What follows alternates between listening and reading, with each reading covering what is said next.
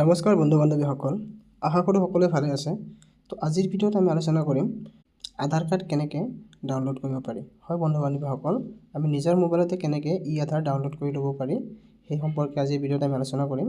তো ইয়াৰ বাবে আপোনালোকে প্ৰথমতে আপোনালোকৰ মোবাইলৰ যিকোনো এটা ব্ৰাউজাৰ অ'পেন কৰি ল'ব। তো ইয়াৰ বাবে মই প্ৰথমতে মোৰ মোবাইলত ক্ৰ'ম ব্ৰাউজাৰটো অ'পেন কৰি লৈছোঁ। ইয়াতে আপুনি চাৰ্চ কৰি দিব UIDAI। তো UIDAI চাৰ্চ কৰাৰ লগে চাওক ইয়াতে হোম পেজটো অ'পেন হ'ব। তাতে আপুনি ইয়াত ক্লিক কৰি দিব। ক্লিক কৰাৰ পিছত এনেকুৱা এটা ইণ্টাৰফেচ খোল খাব। তাতে আপুনি আপোনাৰ লেংগুৱেজটো চিলেক্ট কৰি ল'ব।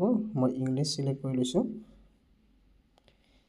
ইংলিছটো চিলেক্ট কৰাৰ পিছত এনেকুৱা অফিচিয়েল যোনটো ৱেবছাইট আছিল unique identification authority of India অৰ্থাৎ আধাৰ। তো আপোনালোকে এইটো পেজত অহাৰ লগে লগে তলত স্ক্ৰল ডাউন কৰিব। স্ক্ৰল ডাউন কৰিলে আপোনালোকে ইয়াতে দেখা পাব গেট আধাৰ বুলি। তাতে চাওক ডাউনলোড আধাৰ বুলি এটা অপশ্যন আছে, ইয়াতে আপুনি ক্লিক কৰি দিব। ক্লিক কৰাৰ পিছত এনেকুৱা ইণ্টাৰফেচ খোল খাব।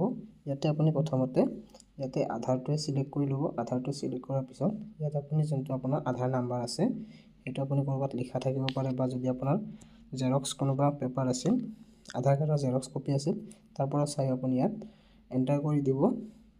তো এনেকৈ এণ্টাৰ কৰাৰ পিছত আপুনি ইয়াতে কেপচাৰ কোড যোনটো থাকে সেইটো আপুনি ভৰাই দিব। তো ইয়াতে চাওক এইটো আপোনাৰ কেপচা দিয়া আছে। তো এই কেপচাটো আপুনি ভালদৰে ভৰাব লাগিব। কেপচাটো ভৰোৱাৰ পিছত আপুনি ইয়াতে চেণ্ড OTP ক্লিক কৰিব।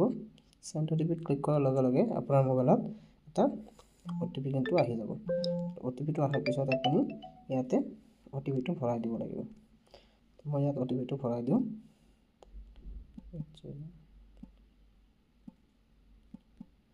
OTP দিয়াৰ পিছত আপোনালোকে চাওক ইয়াত কিন্তু এটা অপশ্যন আহিছে ডু ইউ ৱান্ট এ মাছ আধাৰ।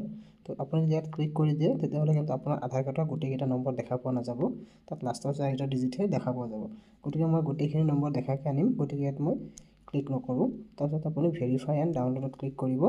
তাৰপিছত চাওক এনেদৰে লোডিং হ'ব।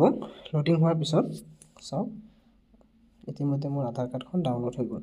কিন্তু আপোনালোকৰ ডাউনলোড হোৱাৰ পিছত আপোনালোকৰ আধাৰ কাৰ্ডখন এনেদৰে পাছৱৰ্ড প্ৰটেক্টেড আহিব।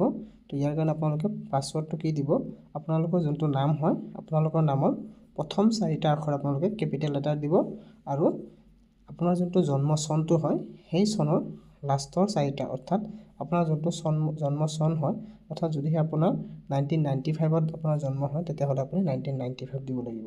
তো ঠিক তেনেদৰে মই ইয়াতে দি দিছোঁ মোৰ নামৰ 4টা আখৰ। তাৰপিছত মই জন্ম চনটো ইয়াত ভৰাই দিম। তাৰপিছত চাব আপোনালোকে, তাৰপিছত আপুনি অ'কে ক্লিক কৰিব। ইয়াত যাওক। তাৰপিছত কিন্তু আপোনাৰ কি হ'ব, আধাৰ কাৰ্ডখন ডাউনলোড হৈ যাব। আৰু এনেদৰে আপোনালোকৰ আধাৰ কাৰ্ডখন নিজৰ মোবাইলতে ডাউনলোড কৰি ল'ব পাৰিব। আপোনালোকে য'তে ত'তে আধাৰ কাৰ্ডখন মোবাইলতে লৈ ফুৰিব পাৰিব। তো চালে বন্ধু বান্ধৱীসকল অতি সহজ আছিল। তো ঠিক তেনেদৰে আপোনালোকে নিজৰ মোবাইলতে আধাৰ কাৰ্ডখন ডাউনলোড কৰি ল'ব পাৰিব। আশা কৰিছোঁ ভিডিঅ'টো ভাল লাগিছে। যদিহে ভিডিঅ'টো ভাল লাগে লাইক কৰিব, শ্বেয়াৰ কৰিব, আৰু চেনেলত নতুন হ'লে চেনেলটি ছাবস্ক্ৰাইব কৰিবৰ কাৰণে নাপাহৰিব। তো আজিলৈ এইখিনি আছিল। আকৌ এটি নতুন ভিডিঅ'ত লগ পাম। জয় আই অসম, ভাৰত মাতা কি জয়।